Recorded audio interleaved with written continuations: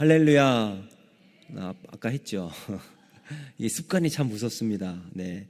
자, 오늘 본문을 의지해서 제목을 당신은 잘 살고 계십니까? 이런 제목을 정했습니다. 옆에 분에게 그렇게 한번 인사하도록 할까요? 오늘도 얼굴 뵈어 감사합니다. 다시 한번 더 인사하겠습니다. 잘 살고 계십니까? 네, 우리는 잘 살아야 합니다. 다시 한번 잘 사십시오. 네, 알겠습니다. 감사합니다.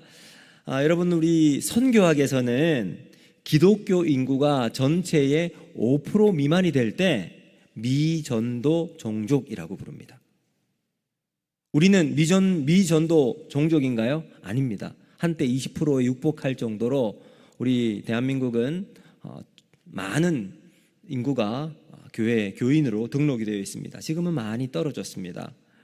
그래서 미전도 종족이라고 하면 우리가 선교사를 파송하고 그리고 그곳에 후원과 많은 기도로 또 많은 복음을 그 땅 가운데 일어나기를 우리가 막 열심을 냅니다. 자, 그러면 우리나라는 이제 미전도 종족이 아닌데 우리의 자녀들이 다니고 있는 학교는 어떨까요? 여러분, 요즘 초등학교 한 20명, 25명 정도 되는 아이들이 한 반에 있어요. 초등학교, 중학교, 저희 아이가 이제 중학교 1학년, 중학교 2학년을 다니는데 우리 아이들 보니까 교회에 다니는 아이들이 몇 명이 없대요. 한 2명, 3명, 그러니까 뭐 10% 아니면 뭐 자기 혼자 있는 것처럼도 느껴지기도 하고 서로 교회 다닌다고 하는 말을 쉽게 꺼내지 못하는 분위기예요. 그러니까 어떤 통계를 보면 학교에서 내가 교회 다닌다고 자신 있게 말할 수 있는 학생들의 비율이 4% 정도 된대요. 그러니까 물론 마음속으로는 내가 교회를 다니고 예수님을 나의 구주로 영접한 아이들이 있을 수 있지만 실제 자신의 입으로 말하는 아이들은 많지 않다고 하는 거예요. 이 말은 곧 우리 자녀들이 4% 미만, 4% 이외 96%의 많은 믿지 않은 친구들 속에서 살아가고 있습니다. 그러니까 교회에서 신앙훈련을 하고 가정에서 그 신앙의 뿌리를 더 단단하게 내려주고 있는 것처럼 보이지만 우리 아이들이 살아가고 있는 학교 현장은 세속적인 가치관과 인본주의 물결에 아이들이 출렁출렁거리고 있다는 거예요. 이 아이들이 믿음으로 고백하고 내가 선교적 존재가 되어 살아가기 위해서는 어떤 것이 필요할까요? 우리들의 믿음의 본이 필요합니다. 우리가 말씀의 터 위에 잘 살아가고 어려움이 있을 때 그 믿음으로 헤쳐나가는 이 본이 있을 때 믿음이 정말 필요하구나 라는 것을 아이들이 보고 느끼고 살아갈 수 있을 것입니다. 그래서 어른들의 믿음의 본이 필요하고요, 우리 공동체가 격려하고 중보하는 것이 절실할 것으로 생각이 듭니다. 자, 오늘 본문을 보시면 기독교 역사상 첫 박해의 순간처럼 보입니다. 예수님이 돌아가시고 난 다음 제자들과 믿는 자들이 뿔뿔이 흩어졌어요. 그런데 이제 오순절 성령을 경험하고 이제 여기에서 놀라운 부흥이 시작됩니다.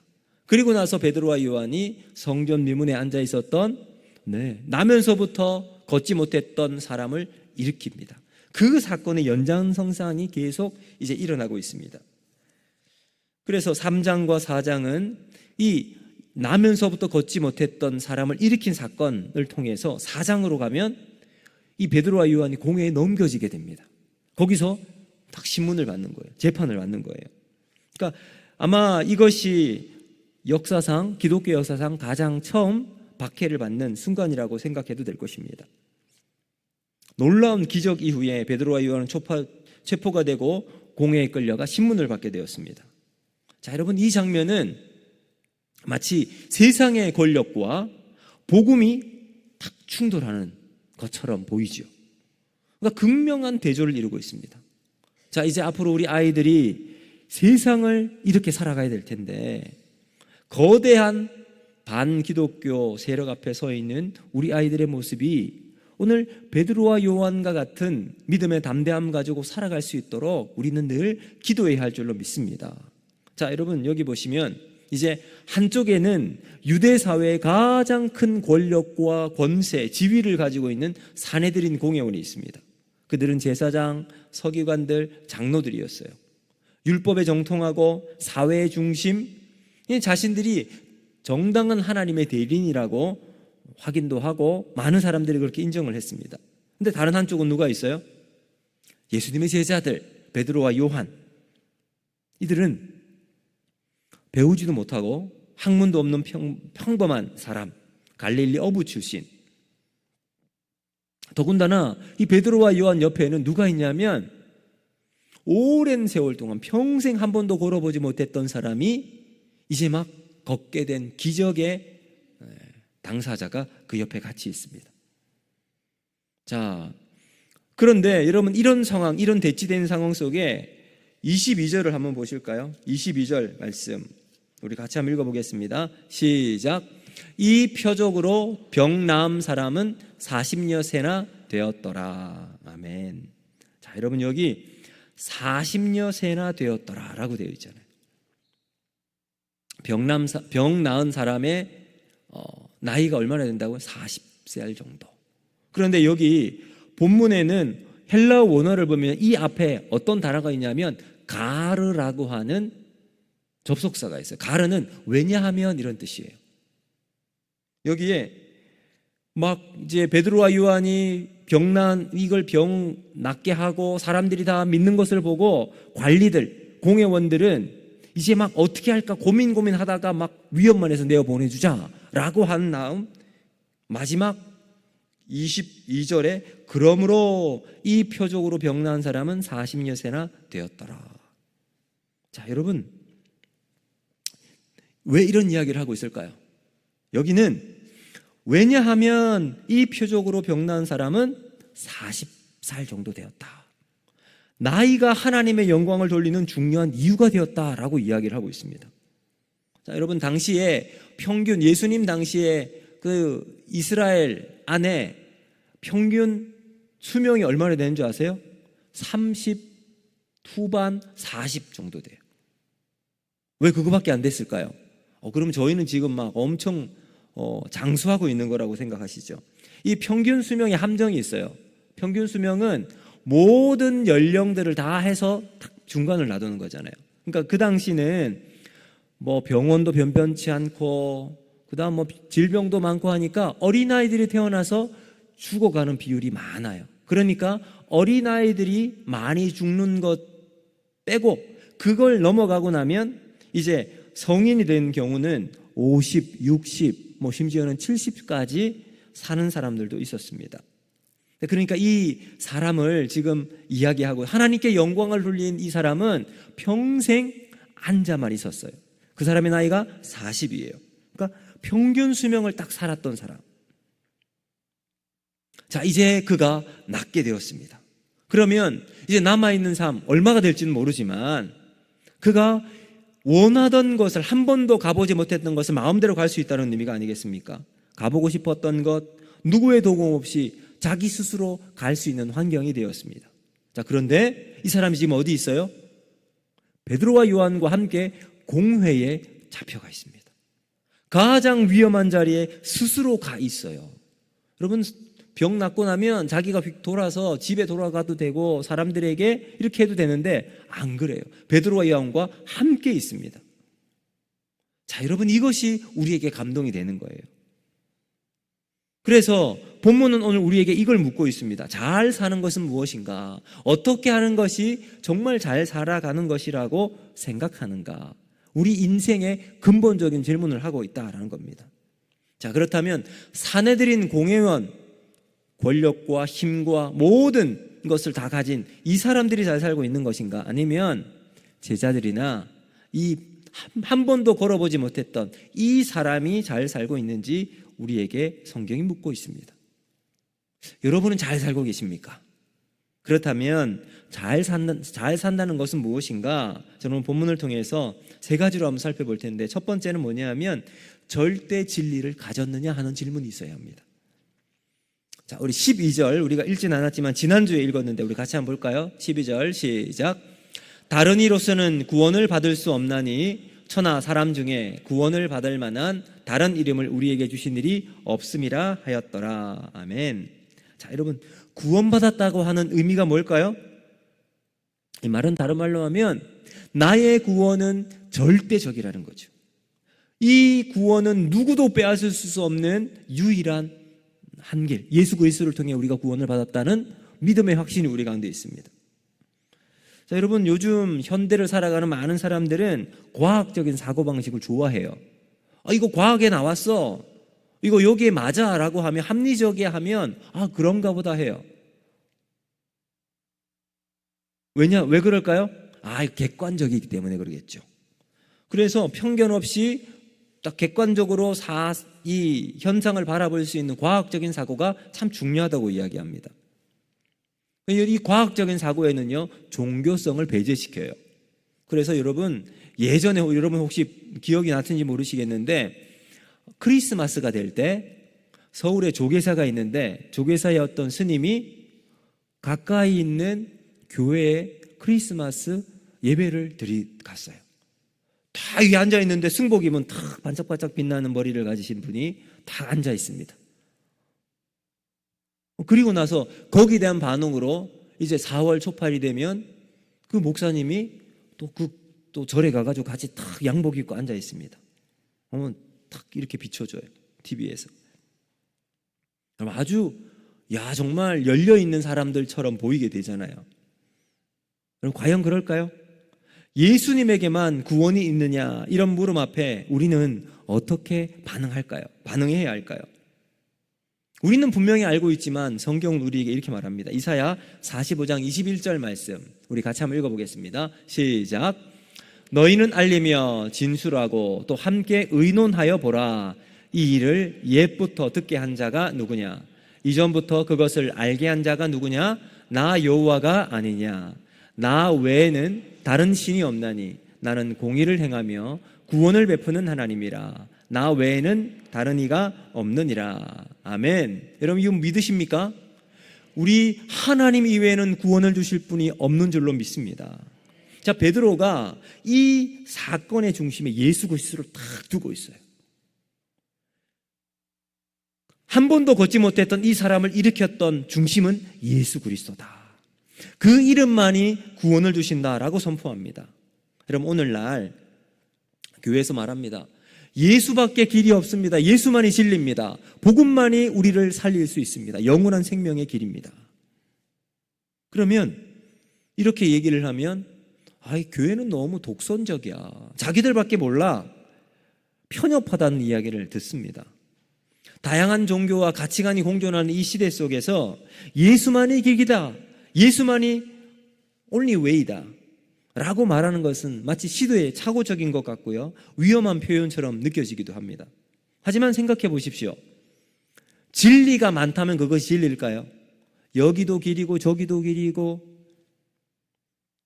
심지어 모든 것이 다 진리라고 이야기를 합니다. 그럼 그것이 진짜일까요? 그럼 지난 파리올림픽에서 이슈가 됐던 몇몇 종목이 있습니다. 권투 그리고 수영. 권투에서는 원래는 남자로 쭉 있다가 트랜스젠더로 바뀌었어요. 그래서 체급에 맞는 이제 남성의 골격을 가지고 있는 선수와 이제 그 체급을 가지고 있는 여성 선수가 딱 만났습니다. 어떻게 됐을까요? 그래도 딱 했습니다. 땅 울리고 나서 45초 만에 1라운드 45초 만에 그 원래 여성 복서가 한 번 딱 맞고 난 다음에 기권이랬어요. 그리고 난 다음에 이렇게 고백합니다. 내가 평생 이제 복싱 선수로 있으면서 이런 충격은 처음이다. 그리고 수영이 또 그랬어요, 여러분. 수영에서도 이제 트랜스젠더로 한 사람이 이제 수영 여자 종목에 들어간 겁니다. 어떻게 됐을까요? 금메달 딴 겁니다. 근데 이 사람이 여자가 되기 전 남자였을 때도 수영 선수였는데, 그때는 남자들끼리 했을 때는 등수에 들지도 못했던 사람이었습니다. 자, 그런데 다 허용이 돼요. 수많은 이론은 있을 수 있지만 진리는 하나입니다. 우리가 동성애를 하는 사람들을 미워하고 막 배제시킬 수는 없지만 진리를 진리라고 이야기를 해야 되는 거죠. 그럼 절대 진리가 없으면 옳음과 그름도 없고 기준도 사라지게 됩니다. 여러분, 우리가 하나님 말씀을 가지고 살아가는 사람은 말씀이 우리의 절대 진리인 줄로 믿습니다. 이 말씀이 우리의 목적과 이유를 만들어 나가는 수단이 되어서는 안 됩니다. 오히려 말씀이 나를 객관화시키는 거죠. 내가 말씀의 거울 앞에 섰을 때 내 모습을 말씀을 통해 발견하는 거예요. 아, 내가 여기 깜장이 묻었구나. 그러면 씻어내야죠. 어떤 사람은 거울을 봤는데 여기에 까만 이게 묻어 있어요. 이게 진리다라고 하는 사람들은 묻은 것도 아름다운 거다. 똥이 묻어도 그게 예술이다 라고 말하는 사람, 예술하라고 하십시오. 그렇지만 여러분, 절대 진리 가운데 우리의 오물과 이 더러운 것이 있으면 깨끗하게 씻어내야 되겠죠. 자, 오늘 사내들인 공회원들은 말씀에 정통한 사람들입니다. 그런데 그들은 그 말씀을 자기들의 이익과 목적을 보장하는 수단으로 사용합니다. 반대로 제자들은 어떻게 하죠? 자신들을 들여다보는 거울로 말씀을 바라봅니다. 그래서 말씀을 절대적인 진리로 받아서 살아가는 사람들이 잘 사는 첫 번째 조건이라는 거예요. 여러분, 우리가 세상에서 잘 살아가는 비결 첫 번째, 말씀 가운데 말씀이 우리의 삶의 기준으로 가지고 살아가는 사람들입니다. 진리를 안다는 것, 여러분, 그것은 우리가 그 삶을 살아가는 끝이 아닙니다. 그 다음 두 번째가 필요하겠죠.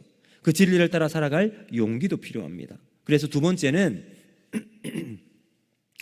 행동할 용기를 가졌는가 물어야 한다라는 겁니다. 우리 13절 말씀인데 같이 한번 읽어보겠습니다. 시작.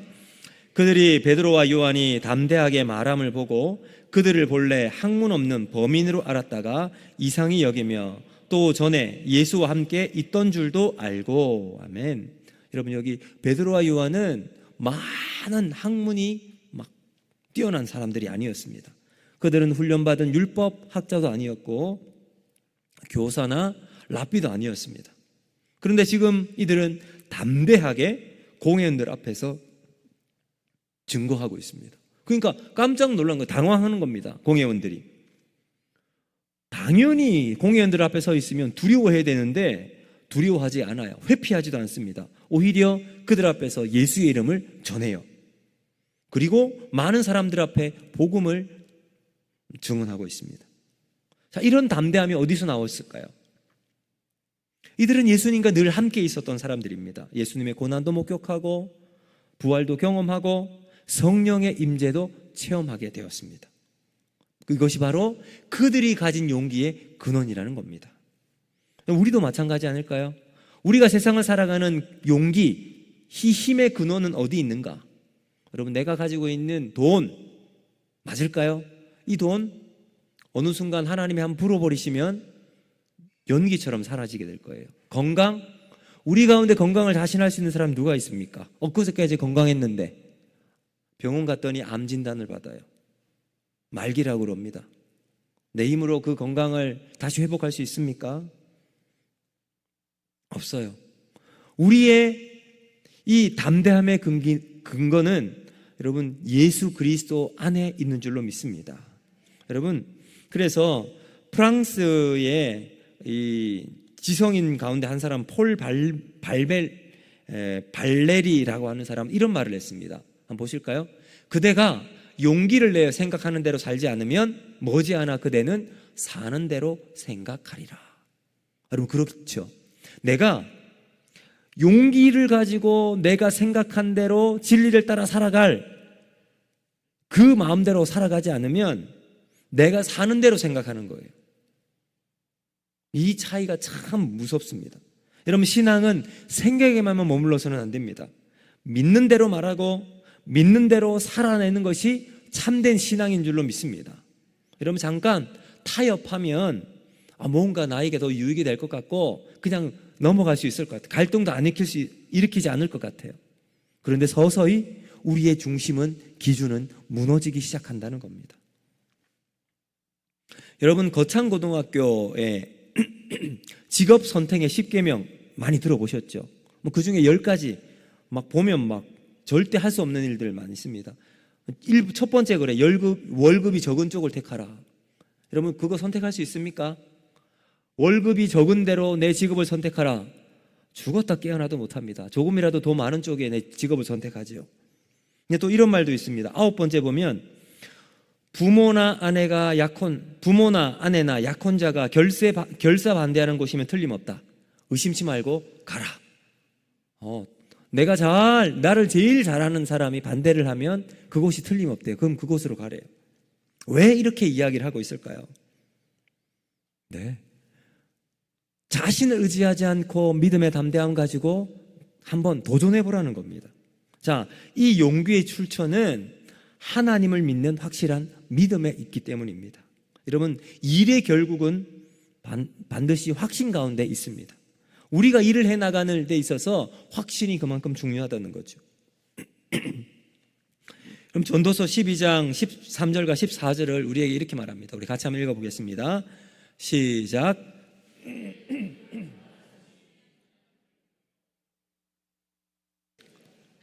이것이 모든 사람의 본분이니라. 하나님은 모든 행위와 모든 은밀한 일을 선악간에 심판하시리라. 아멘. 여러분, 이 전도서 12장 13절과 14절은 전도서의 맨 마지막이에요. 전도서의 핵심이 뭘까요? 헛되고 헛되니 모든 것이 헛되다라는 거예요. 모든 것이 헛돼요. 그 헛된 것들 가운데 가장 기억해야 될 것이 뭐냐? 바로 마지막에는 하나님의 심판이 있다라는 것을 깨달으라는 겁니다. 우리의 삶의 마지막 심판이 있는데 이것을 의식하며 살아가면 내 삶의 지금이 달라질 수 있다는 거예요. 헛된 것을 따라서 막 살아가다 보면 마지막 심판에 있을 때 그 헛된 것 때문에 심판의 자리에서는 여러분 무너질 수밖에 없다는 거죠. 그러나 심판을 생각하는 사람은 헛된 것이 아니라 진리를 따라 살아갈 수 있기 때문에 그렇습니다. 심판을 의식하며 시선을 거기에 두는 사람은 다릅니다, 삶이. 여러분, 그것이 우리의 삶의 균형을 잡아주는 나침반과 같은 역할을 하기 때문입니다. 오늘 우리의 삶도 마찬가지예요. 눈앞에 보이는 것에 집착하며 살아가는 것이 아니라 하나님이 주신 믿음 가운데 그 믿음대로 행할 수 있는 용기를 가지고 살아가는 저와 여러분이 되기를 주님의 이름으로 축복합니다. 그리고 마지막 세 번째, 여러분, 다른 사람에게 추천할 수 있는 확신이 가졌는지 물어보아야 합니다. 자, 20절 말씀을 우리 같이 한번 읽어보겠습니다. 20절 시작. 우리는 보고 들은 것을 말하지 아니할 수 없다 하니. 아멘. 여러분, 이 베드로와 요한이 뭐라고 고백합니까? 공회원들이 막 엄포를 놓아요. 다시는 예수 이름으로 전하지 마라. 그러면 가만 안 둘 테다. 그랬더니 했던 고백이 이거예요. 우리가 보고 들은 것을 어떻게 말하지 않을 수 있겠느냐. 여러분, 이 고백은 분명한 확신의 고백입니다. 그래서 당당합니다. 자, 여러분, 부모가 자기 자식에게 자기 직업을 추천할 수 있는 사람은 자기 직업에 대한 프라이드를 가지고 있는 사람들이겠죠. 마찬가지입니다. 우리가 믿는 이 신앙을 우리의 자녀에게, 이웃에게, 세상에게 여러분 추천할 수 있겠습니까? 너도 예수 믿어. 내 인생의 가장 잘한 선택은 바로 예수님을 믿었던 거야. 내가 교회에 나아가 예배 드리는 것이 내 인생의 가장 좋은 선택이야. 이렇게 말할 수 있는 사람은 진짜 잘 사는 사람인 줄로 믿습니다. 여러분, 확신하는 사람이 세상을 바꿉니다. 여러분, 성공하는 사람들은요, 자기가 확신하고 있는 일에 투자를 해요. 긴가민가에 투자하는 사람은 없어요. 여러분, 워렌 버핏이라는 사람 아시죠? 이제 90이 넘었는데 얼마 전 이제 투자의 자리에서 자기가 은퇴하겠다라고 발표를 했어요. 근데 이 워런 버핏이 한때 이런 말을 한 적이 있습니다. 이제 골프를 보면 홀인원이라는 거 있잖아요. 여러분, 여기서 끝에 티샷을 딱 해서 저기 이제 조그마한 구멍에 공을 딱 한 번에 집어넣는 걸 홀인원이라고 그럽니다. 자, 만약 누군가가 나에게 홀인원을 했을 때 1,000불을 준다고 할 때 나는 그것을 할까 말까? 근데 그 티샷을 한번 하면 2불만 내면 된다. 했을까요? 안 했을까요? 워렌 버핏은 NO라고 단번에 이야기를 했습니다. 왜요? 확률이 없어요. 뭐 아무리 1000불을 준다고 10,000불을 준다 그래도 내가 쳤을 때 넣을 수 있는 확률이 있으면 가능하겠지만 거의 없거든요. 그래서 단 2불에 불과한 여러분 이 베팅이라 할지라도 다 일순 거절했답니다. 우리도 보면 복권 사는 경우들이 있잖아요. 왜 사죠? 희박한 확률이지만 한 번 딱 했을 때 하나 살 때 5,000원입니까? 1,000원인가요? 네, 아무튼 이 복권을 샀을 때 왜 사죠? 그냥 버리려고 사는 사람 없어요. 아유, 그래도 그냥 뭐 과자 하나 사 먹는 것보다 샀을 때 되면 어떠나 이런 기대감 때문에 사는 거 아니겠습니까? 혹시라는 마음 때문에 사요. 하지만 우리의 신앙이 확신 없는 신앙이라면 복권 같은 신앙일 거예요. 안 돼도 그만, 되면 좋고, 이런 신앙은 여러분 신앙이 아닙니다. 복권을 샀을 때 간절함은 있을 거예요. 그렇죠? 와, 내가 이 됐으면 너무너무 좋겠다, 간절함으로 복권을 살 수 있지만 실체는 없어요. 그러나 실체가 있는 분명한 믿음의 확신은 그 확신으로 세상을 바꿀 수가 있습니다. 자기를 바꿀 수가 있습니다. 그 확신은 진리를 붙잡고 행동하는 사람들에게 주어질 수 있습니다. 오픈도어 선교회라고 하는 여러분 이제 전 세계적인 선교회가 있습니다. 근데 이 선교회를 설립한 브라더 앤드류라는 분이 책을 하나 썼는데 하나님의 밀수꾼 이런 제목입니다. 이 책을 보면 100만 권의 성경을 공산권에 보낼 계획을 세웠습니다. 그리고 중국의 지하교회 5명의 사람들과 함께 상의를 했어요. 그래서 물어봅니다. 성경을 가지고 있다가 체포가 되면 얼마의 징역을 살게 됩니까? 라고 하니까 이 5명의 중국의 지하 교회 대표자들이 우리 5명이 수감된 시간을 합치면 72년입니다. 그러니까 얼마나 오래 감옥에 갇혀 있었습니까? 그런데 만약 당신들이 100만 권의 성경을 주실 수 있다면 우리는 죽을 각오를 하고 전하겠습니다 라고 이야기를 했어요. 뭘까요? 확신이에요. 성경이 중국을 변화시킬 확신을 가지고 있었기 때문입니다. 생명이 성경에 있음을 알았기 때문이죠. 여러분, 자신의 신앙을 다른 사람에게 나눠주기 위해 죽음을 감수했던 그 사람들, 여러분, 그 사람들이 진짜 잘 사는 사람들입니다. 우리도 마찬가지 아닐까요? 우리가 돌아올 주일 블레싱 전도 축제를 합니다. 한번 와봐. 이것도 좋지만 그 전하는 말 속에 나의 생명 되신 복음 예수 그리스도를 전할 때 나를 변화시키고 내 인생을 천국으로 인도할 그 생명을 가지고 전하는 확신은 다르게 전달될 것입니다. 그래서 여러분, 우리 인생을 통해서 정말 잘 사는 삶을 살아가는 저와 여러분이 되었으면 좋겠습니다. 이제 말씀을 맺도록 하겠습니다. 사랑하는 성도 여러분, 지금 우리가 살아가는 세상은 너무나도 많은 방법의 길이 있습니다. 이 길도 되고 저 길도 되고 저쪽으로 가도 되고 뭐 다 됩니다. 어떻게 살까? 어떻게 하면 더 잘 살까? 어떻게 하면 더 성공할까? 더 인정받을 수 있을까? 하지만 정말 중요한 질문은 지금 어떻게 사는 것이 옳은 것인가? 지금 나는 잘 살아가고 있는가? 하는 질문입니다. 여러분, 잘 사는 것, 첫 번째, 절대 진리를 붙잡고 살아가는 겁니다. 우리의 영원한 생명의 주가 되신 예수 그리스도를 나의 인생의 목표를 붙잡고 그 진리를 붙잡고 살아가는 저와 여러분이 되기를 주님으로 축복합니다. 일단 두 번째, 잘 산다는 것은 믿음대로 살아갈 용기를 가지고 살아가는 거예요. 그 믿음 가지고 용기 있게 행동하는 겁니다. 그리고 세 번째, 내가 믿는 그 믿음을 다른 사람들에게 기꺼이 소개하는 사람. 너도 예수 믿어라.